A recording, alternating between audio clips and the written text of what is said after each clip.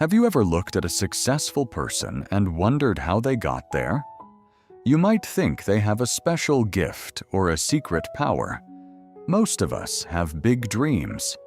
We want to be great at our jobs, we want to be healthy, and we want to be respected by everyone in our town.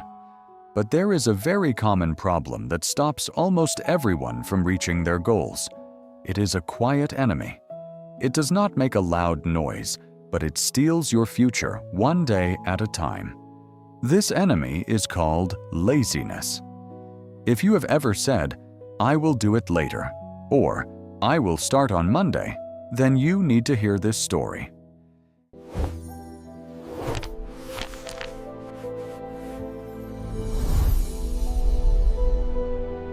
It is a story about a young man named James and the two types of magic that changed his life forever. James was 24 years old and lived in a beautiful valley at the bottom of some very tall mountains.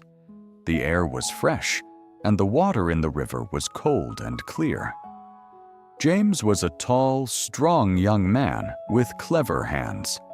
He was a stonemason, which means he worked with heavy rocks to build walls and houses. Everyone knew that James was very talented. He could look at a rough, ugly stone and see a beautiful shape inside it.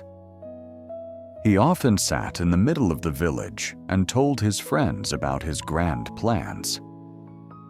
One day, James would say with a bright smile, "I am going to build the tallest and most beautiful stone tower in this whole valley.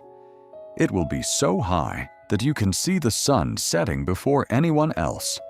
It will be made of the finest white stone, and it will stand for 1,000 years. People will travel from far away just to look at my work." His friends listened and nodded. They believed him because James was indeed very smart. However, there was a dark shadow over James's life. He was incredibly lazy. While the other workers in the village woke up when the sun was still low and red in the sky, James stayed under his warm blankets. When the heavy sound of hammers hitting stone filled the air at noon, James was usually sitting under a large oak tree, drinking cool water and talking about how great his tower would be. His workshop was a mess. There were piles of broken rocks and old tools covered in thick dust. He had the best spot in the village to build his tower, but the ground was empty. Whenever someone asked him when he would start, James would lean back, close his eyes and say, "The weather is too hot today. I need to wait for a cooler morning. I will definitely start tomorrow."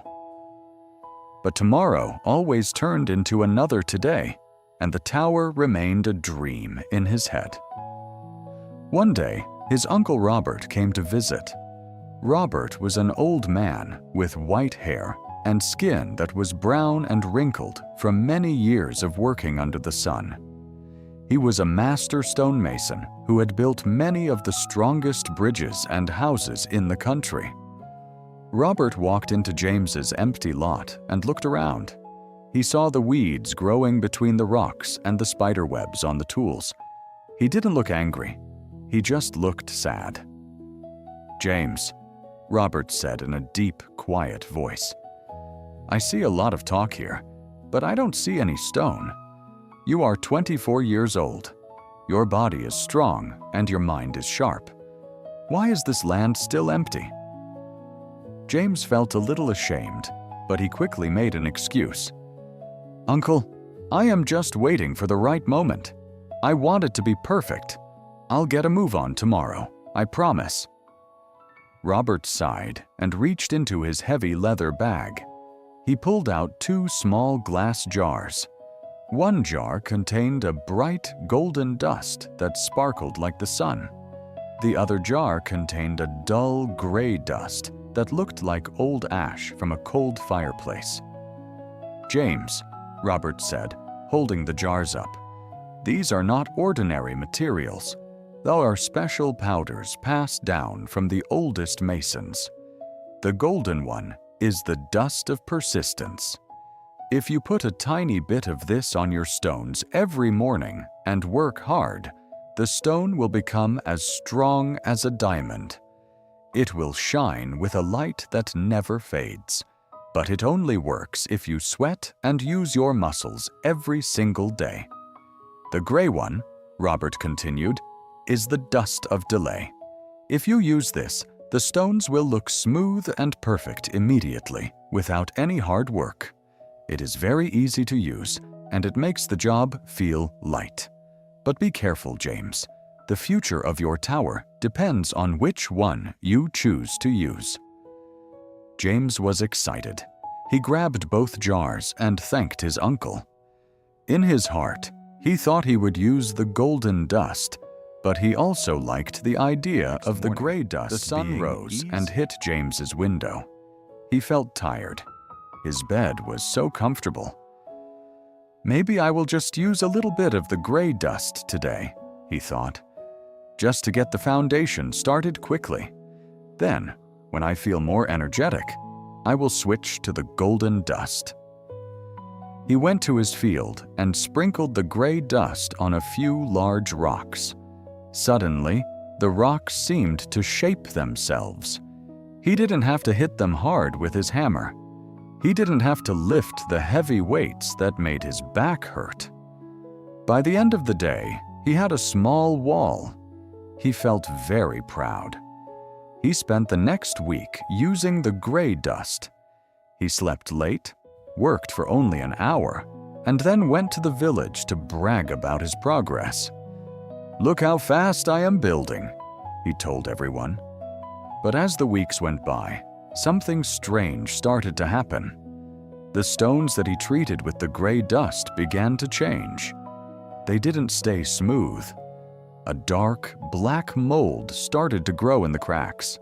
The stones began to feel soft, almost like wet clay.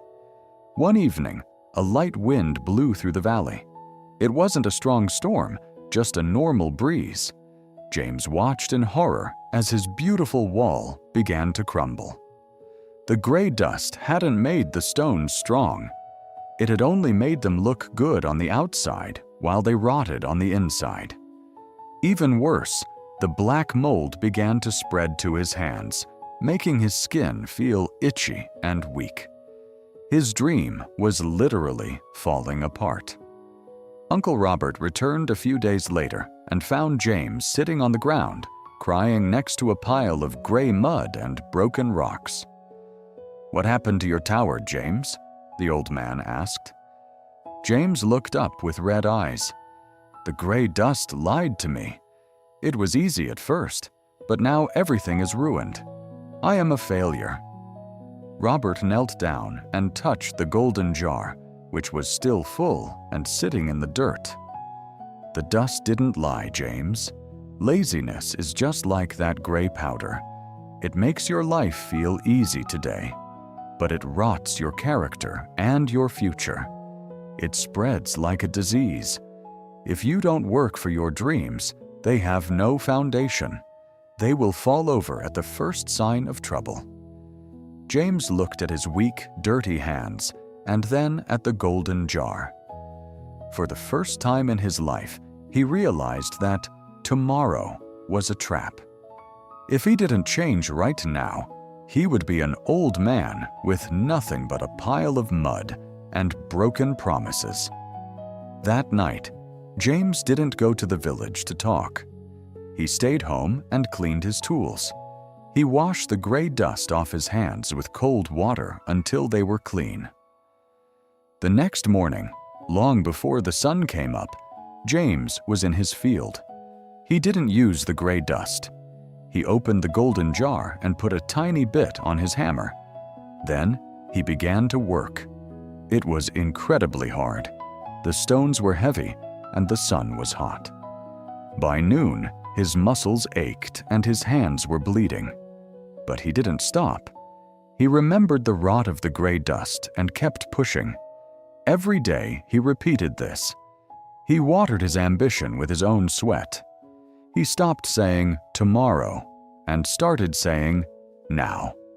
Years passed, The young man became a man of great strength and character, and in the middle of that valley, a magnificent white tower rose toward the clouds. It was so strong that no wind could move it, and it sparkled so brightly that it looked like a star had landed on Earth. James was no longer known as the lazy dreamer.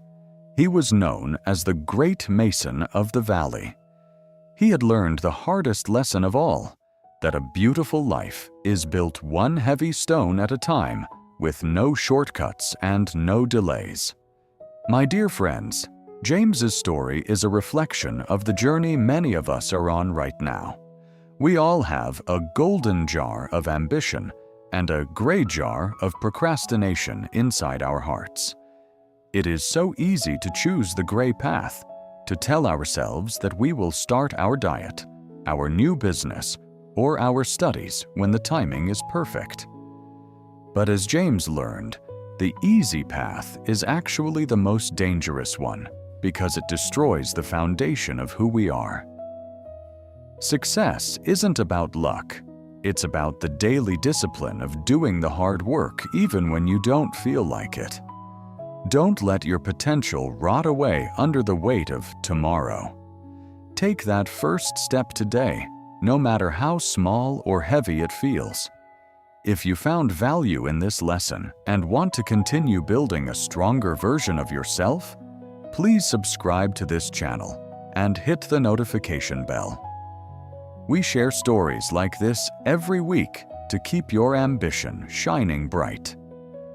Share this with a friend who needs a little push to start their own tower. Remember, the sun is rising and your field is waiting. Let's start building together.